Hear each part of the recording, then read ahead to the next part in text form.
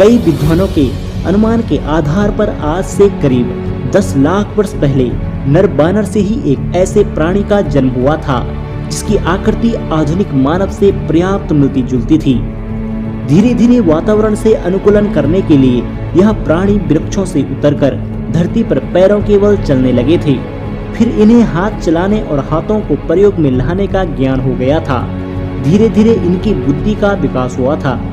फिर पुरापाषाण काल के आरंभ में इन प्राणियों ने आदि मानव का रूप धारण कर लिया था। मानव तथा अन्य प्राणियों के विकास के संबंध में यूरोप के प्रसिद्ध वैज्ञानिक डार्विन का विकासवादी सिद्धांत सबसे अधिक मान्य है। डार्विन ने अपनी पुस्तक थ्योरी ऑफ एवोल्यूशन में स्पष्ट किया है कि पृथ्वी पर जीवों तथा मानव का विकास अचानक न होकर कर्मिक विकास की प्रक्रिया द्वारा हुआ था। इसी सिद्धांत के अनुसार डार्विन का कहना है कि मानव का विकास चिंपैंजी या लंगूर समान दिखने वाले जीवों से हुआ होगा। इसी सिद्धांत के अनुसार मनुष्य ने सबसे पहले सीधे खड़ा होना सीखा, फिर पिछले पैरों से धरती पर चलने लगा था। धीरे धीरे उसने अपने हाथों को काम में लेना शुरू कर दिया था। फिर मस्तिष्क के विकास के साथ साथ उनकी बुद्धि का विकास भी होने लगा था।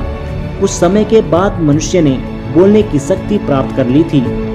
वह अपने साथियों से विचार विमर्श करने लगा था। तत्पश्चात मानव ने आग की खोज करके सभ्यता के पद के दरवाजे खोल दिए। इसके बाद उसने पीछे मुड़कर नहीं देखा।